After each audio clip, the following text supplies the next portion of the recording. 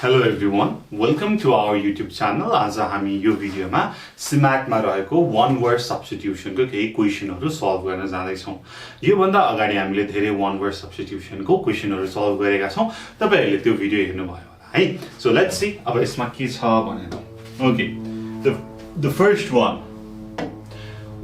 Use of force or threats to get to agree to something. कसैलाई केही कुरामा agree गराउनको लागि बल लगाइन्छ अथवा चाहिँ उसलाई धम्क्याइन्छ भनेदेखि के छ भन्ने होला भन्ने कुरा छ। Let's see our options are coercion, conviction, confession and casualment भनेर छ। So again actually options हेर्नुस् coercion, conviction, confession and casualment. So के हुन्छ होला त्यसको करेक्ट आन्सर ल मलाई भन्नुस्। Okay guys please तपाईहरुको पनि मलाई आन्सर चाहियो है त। Okay, so the first one is coercion भनेर छ। Coercion is the correct answer. Coercion is the correct answer. Conviction भनेको दोषी करार गर्नु, कोही चाहिँ गिल्टी छ भनेर भन्नुलाई चाहिँ हामीले conviction भनेर भन्छौं। Confession is a written statement in which the person says he or she is guilty. आफू guilty छु भनेर आफूले केही स्टेटमेन्टमा साइन गर्नु, लेख्नुलाई चाहिँ confession भनेर भनिन्छ है। Next one is casualment. Casualment भनेको ठगी गर्नु, कसैलाई ठग्नु भन्दाखेरि हामीले casualment भनेर भन्छौं। So coercion is the correct answer. Next one. Animal that feeds on plant खाने जनावरलाई के भनिन्छ त हामीले साइन्समा पनि पढेको हैन। Let's see. Carnivorous, herbivorous, insectivorous and gramnivorous भनेर छ। Okay, so I think gramnivorous नयाँ हो। So gramnivorous भनेको चाहिँ के चाहिँ हो त? Okay, let's see. Options हेरौँ है त। Carnivorous, animal eating. So meat eating भनौँ न हैन। Meat eating animals are called carnivorous. Herbivorous, herbs, right? Herbs and plants and things. Insectivorous, insect. So the last one is gramnivorous. अब gramnivorous भनेको के चाहिँ हो त? Gramnivorous भनेको okay. Gramnivorous means just it feeds on grass भनेर भनेको है। Just grass मात्रै खानेलाई चाहिँ हामीले gramnivorous भनेर भन्छौं। And herbivorous is the correct answer. Not only herbs, right? So it's a plants भनेर भनेको. So plants भनेर भनेको. Okay, next one. Next is let's see.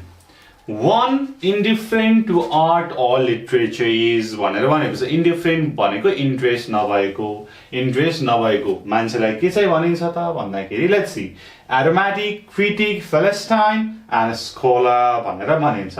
Aromatic, aroma भनेर भनेको छ pleasant smell लाई हामीले aromatic smell भनेर भन्छौं।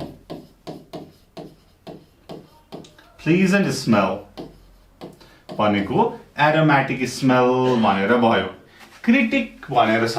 Critic भनेको केही कुरालाई खण्डन गर्नु, यसको बारेमा चाहिँ केही कुरा काट्नु, नेगेटिभली भन्नु अथवा चाहिँ constructive criticism पनि हुन्छ। So that is critic. So next is Philistine. Philistine is the correct answer. One indifferent to literature or art. Scholar is a person who is skillful at a part of the study. कुनै पनि एउटा विधामा चाहिँ एकदमै राम्रो भएको मान्छेलाई चाहिँ हामीले scholar भनेर भन्छौं है। So Philistine is the correct answer. Next one. Open to injury or criticism. So त्यस्तो मान्छेलाई के चाहिँ भनिन्छ त? Our options are invincible, vulnerable, naive and sensitive भनेर छ। So first one is invincible. Invincible भनेको कसैले पनि हानि गर्न नसक्ने, too powerful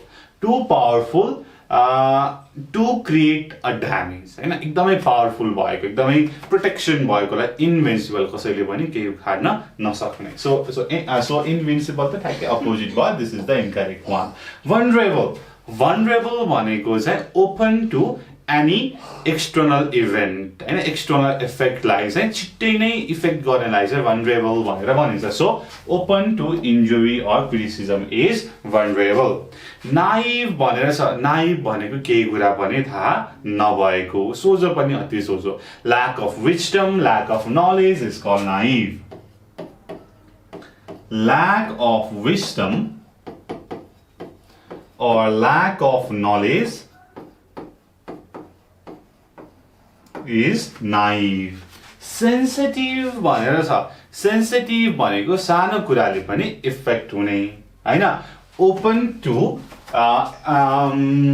so what you can say so you can say quick to detect or something like respond to slight changes म एकदमै सेन्सिटिभ छु है भनेर मान्छेले भन्छ नि हैन so that is सानो कुराले पनि इफेक्ट गर्छ so respond to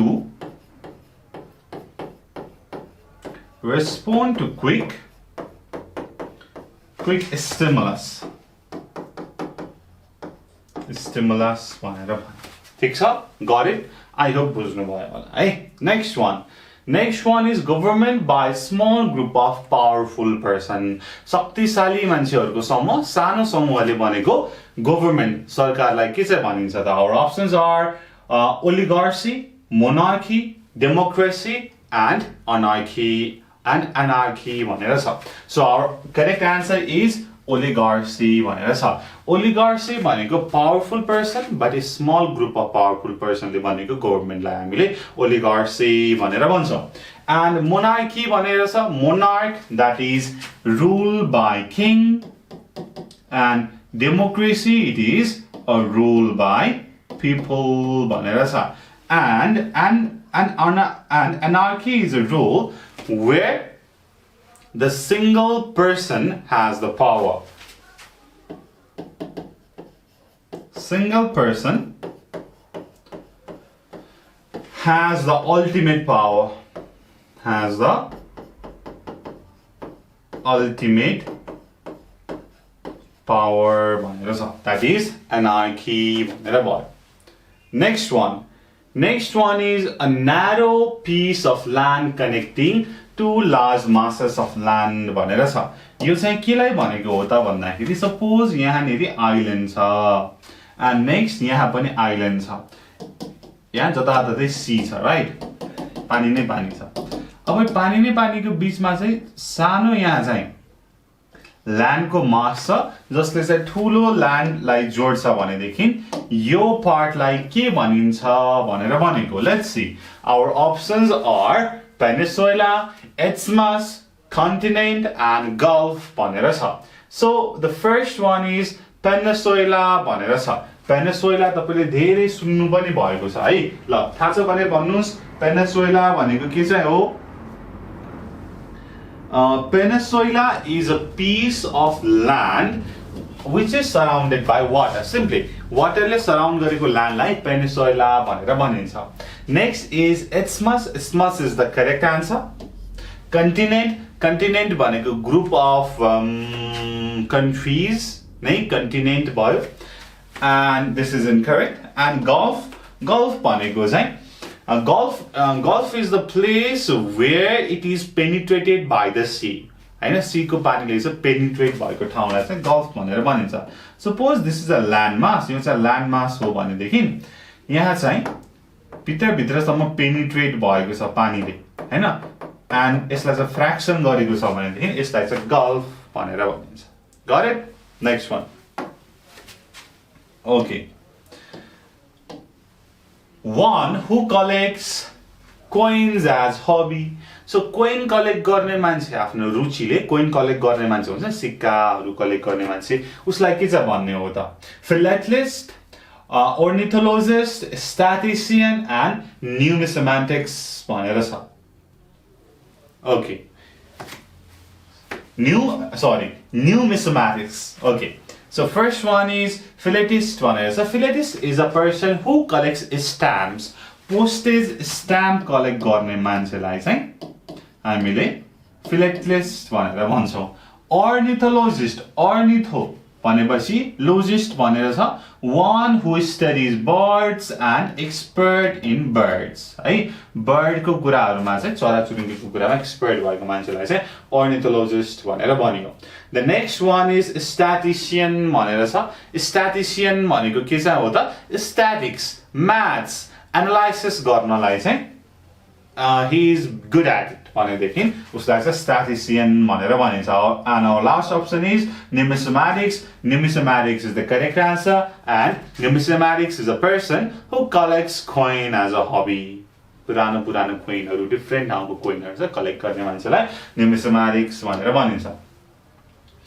next one extreme old age when a man behaves like a fool so एकदमै बुढो भएको मान्छे एकदम बुढो एज जब मान्छे चाहिँ मूर्ख जस्तो व्यवहार गर्छ त्यो समयलाई के छ भनिन्छ त the first one is imbecility second one is youth dotage superannuation भनेर छ एक्सट्रीम ओल्ड एज एकदमै बुढो अवस्थामा त सो एभ्रीवन एक्ट्स लाइक फुल यस अब त्यसलाई के चाहिँ भनिन्छ त okay the first option imbecility youth dotage superannuation भनेर छ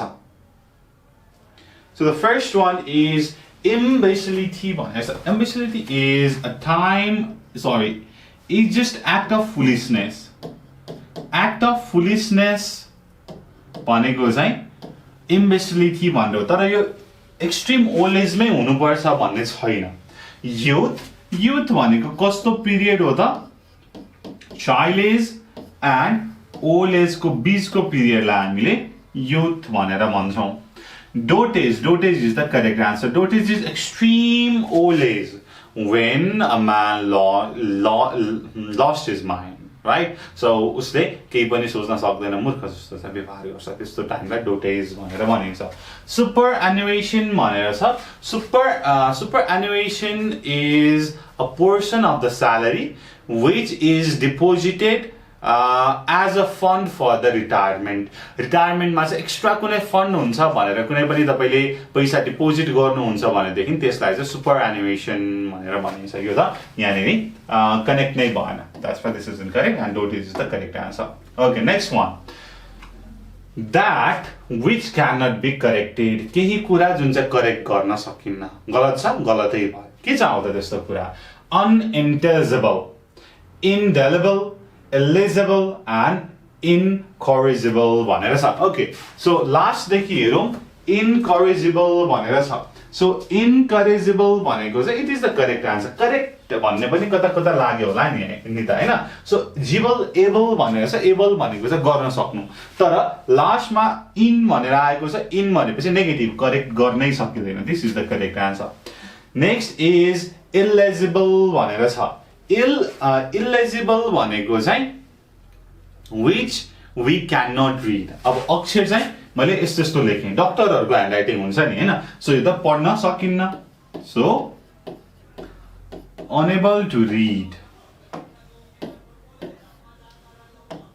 भनेको चाहिँ illegible भनेर भयो next is indelible is a mark which cannot be removed permanent कुनै मार्क भयो भनेदेखि दाग भनेर भन्छ नि हैन हो त्यसलाई चाहिँ indelible भनेर भयो next is unintelligible that is difficult to understand केही कुरा चाहिँ बुझ्न सक्नु भएन difficult to understand that is unintelligible भनेर ठीक छ Okay, I guess you बुझ्नु भयो होला Okay, so I think that was it.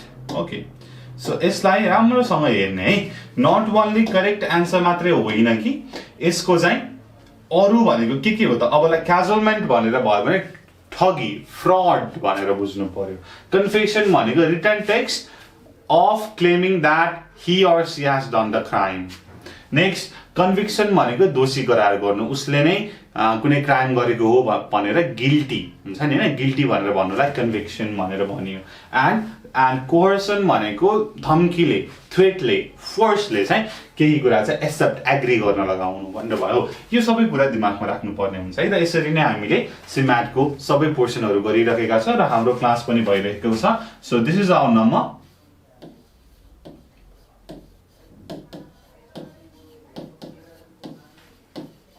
यो हाम्रो नम्बर छ, यो नम्बरमा सम्पर्क गर्नु होला if you like to join our class. Okay, यति भन्दै यो भिडियोबाट बिदा हुन चाहन्छु. Thank you so much for watching. Till next time, goodbye. See you in the next video.